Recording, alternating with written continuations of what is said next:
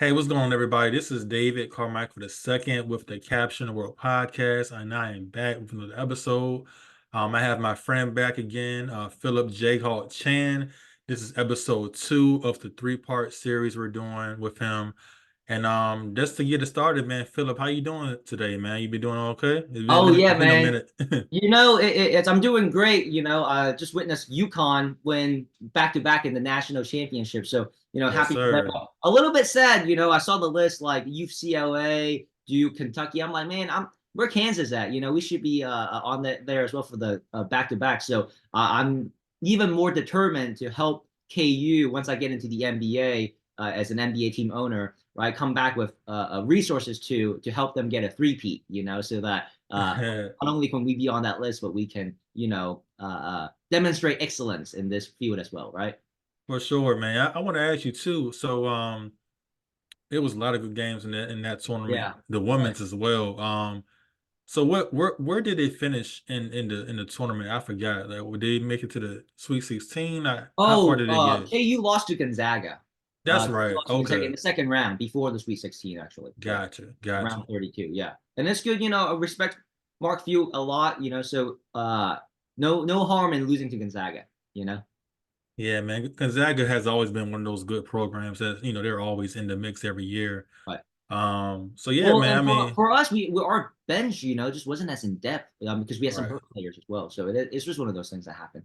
How many of y'all players are coming back this year? Well, sometimes I mean, it's up in the air. But Duan Harris, he's like a senior now, so hopefully Kevin McCullard and Hunter Dickinson, but they might get clear for the draft. So that's usually the nature of things. Right. We should probably at least have I would say two or three of the main people coming back, Right. ideally.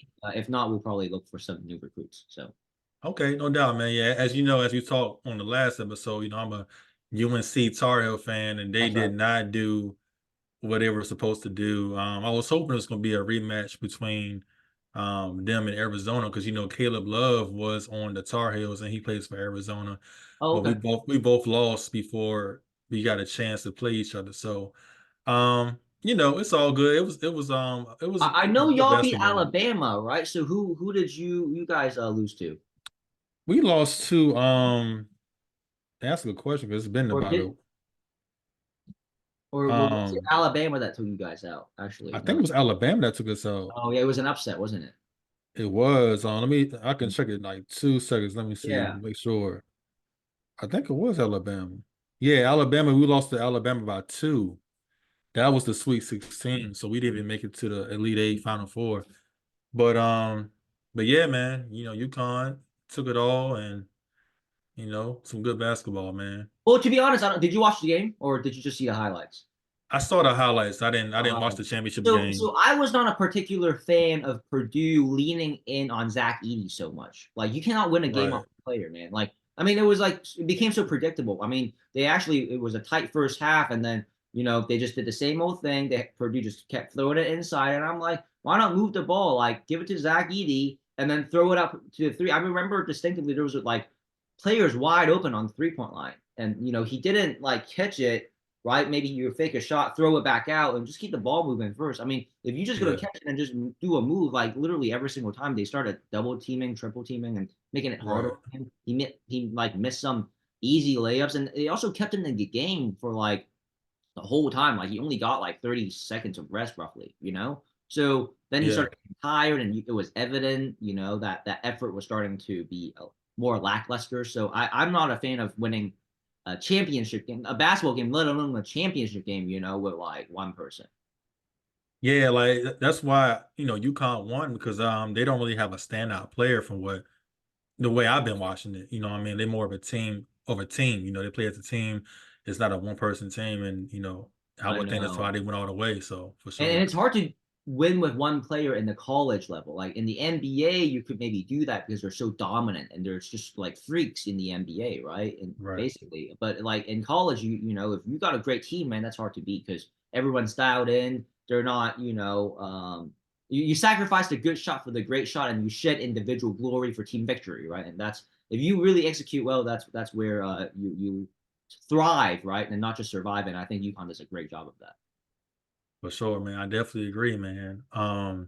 So yeah, so I know on the last episode we talked about, Mhm. your upbringing and then what led you to come to America, and then we talked about you being want to be a surgeon, right? Was that correct? Yeah, initially, I mean, Initially, right. yeah, initially. So I was supposed to take over my dad's accounting firm. I've always been one to forge my own path, by the way, David. So like coming from Hong Kong, the city of international commerce, I'm a city boy that loves the suburbs, right? Growing up in Mhm. Kansas.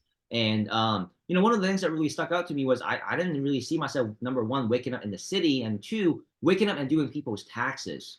So when my dad was like, okay, kiddo, what do you want to do? I was like, I have no clue, but let me explore the medical field. And at that time, being a surgeon really appealed to me because of the hands-on aspects. As you know, I've been an athlete my whole life, and yeah, I mean, I thought that that was the career path that would suit me the best. But long term, after being immersed in it, I had realized that it would not be fulfilling, and I knew I had to pivot out for that reason. Yeah, for sure, man. So like on this episode, we're gonna get more into what you do now, what you have a passion in doing.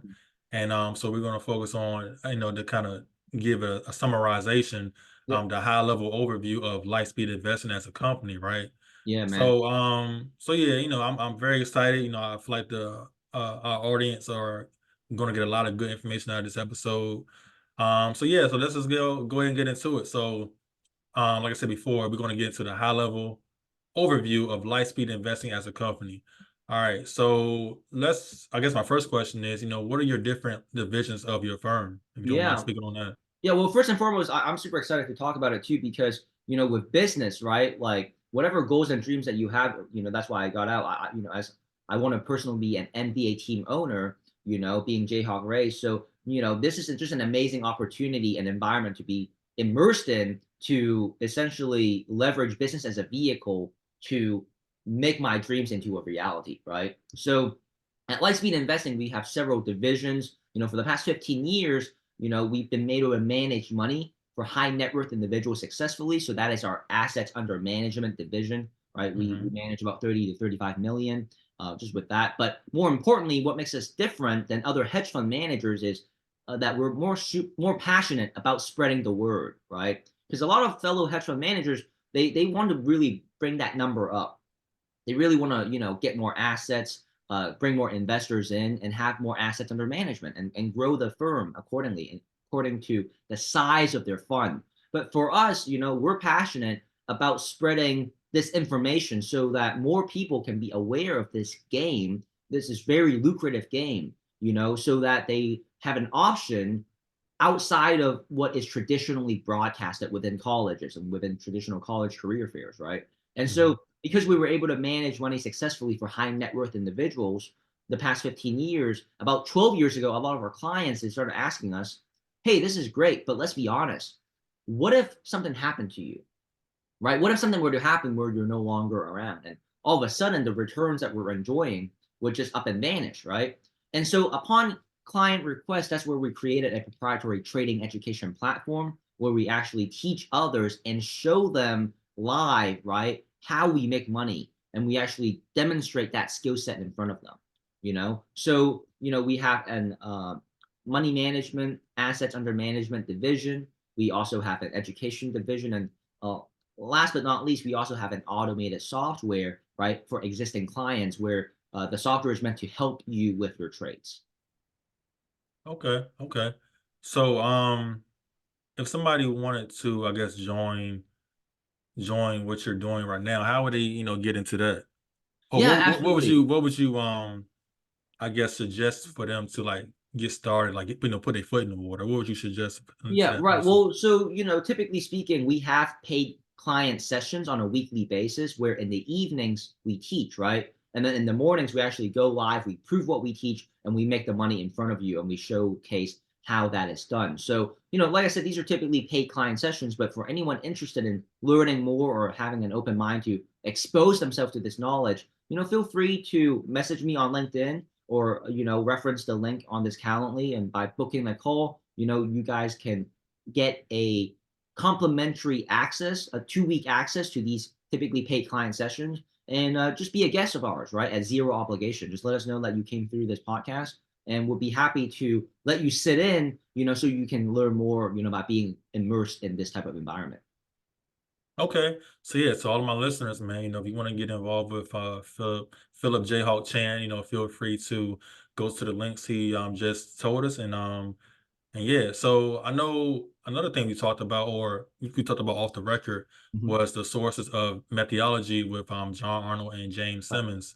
Yeah. Do you mind shedding a little bit light on that Yeah, man. These are perspective? the two giants in our field and part of our X factor, of the firm that makes us unique and different. Obviously you heard a little bit when we talked about how we actually go live and we prove what we teach, but more importantly, right? Like when I ran into my current business partner now, it was totally life changing because I got exposed to information that I otherwise would not have gotten. See, according to traditional culture, and conventional wisdom, right? Being a doctor, lawyer, engineer is the best way to have your life set, right?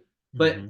see, if you didn't study medicine, right? If you took that same intensity and effort, right, to study the wealthy, and you study successful people, and then you study Forbes, you would find that the top 42% of the world's richest play the game that I'm about to describe as we speak. So John Arnold and James Simmons, they are the two giants in our field that we emulate our methodology off of, right? John Arnold, after graduating from Vanderbilt, was able to take 1.5 million to 1.5 billion in 2.5 years, all because he traded the commodity natural gas the right way, right? While Mr. James Simmons, even though he's currently in his late 80s, he's amassed a net worth of $30.1 billion, right? Mm.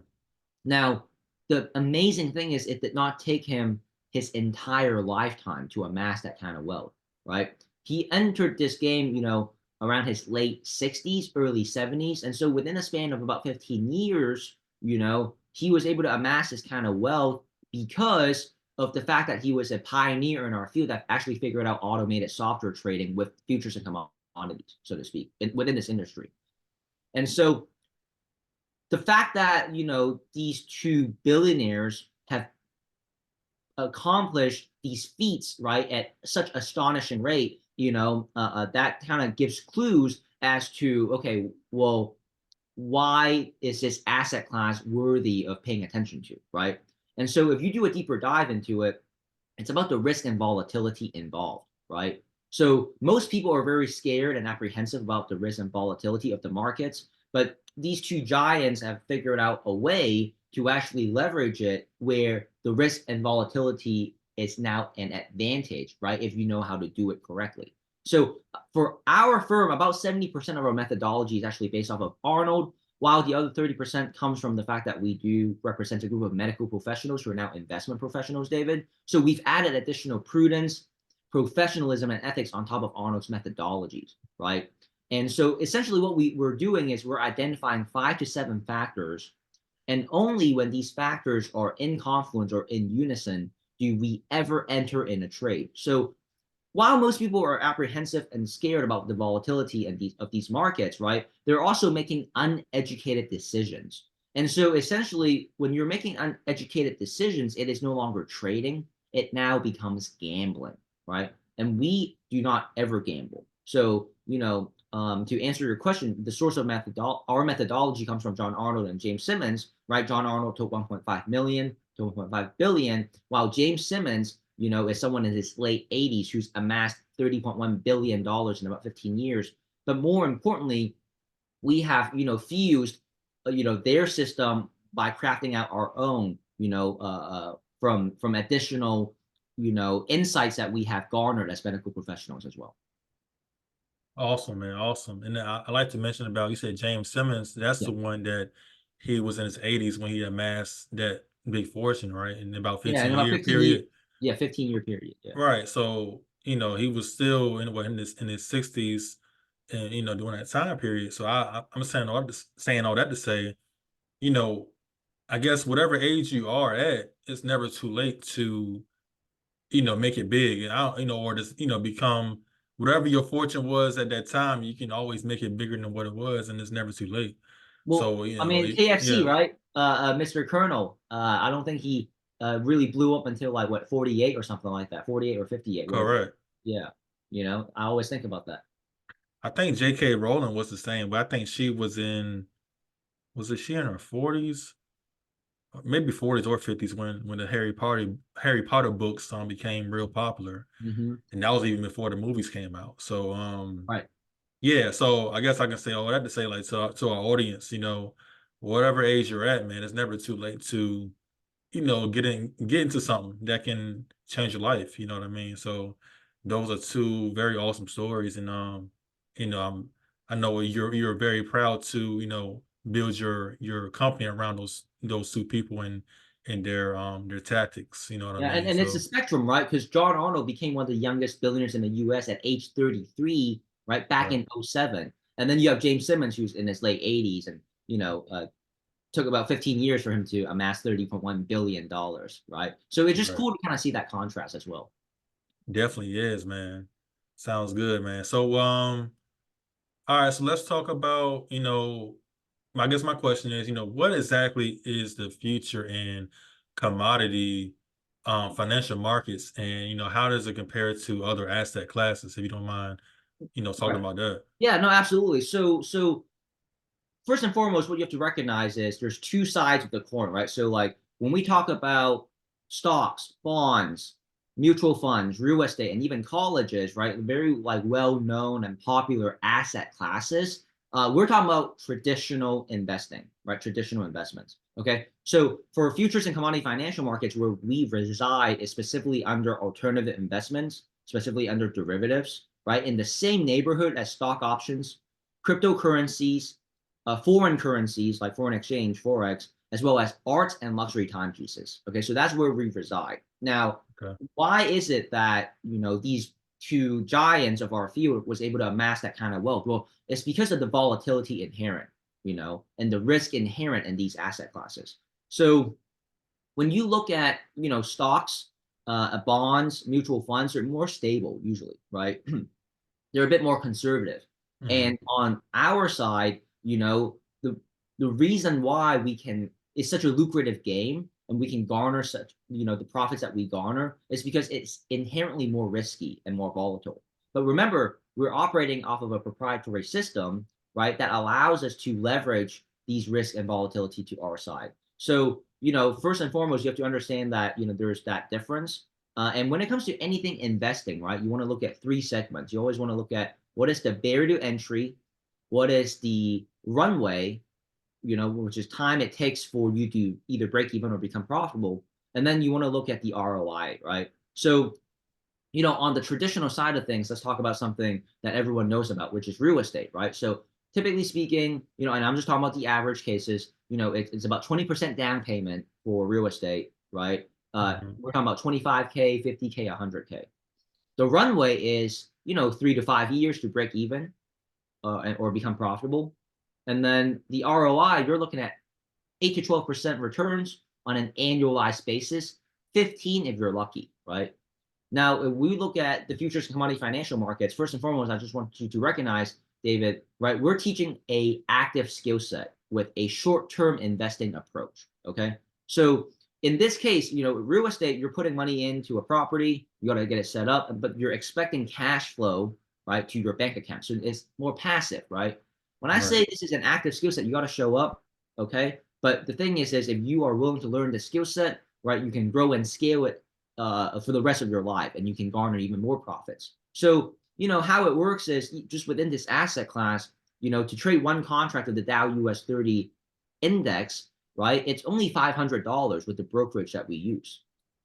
So the barrier entry is 500. So it's a lot more lowered, right, than 25K, 50K, or 100K. The runway, right? We're talking about half an hour to an hour and a half a day. Okay. And then in terms of the ROI, it's pretty much the same as real estate.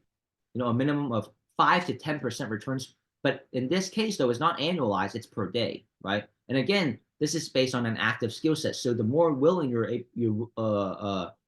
committed, to developing the skill set, then the more those percentages will go up.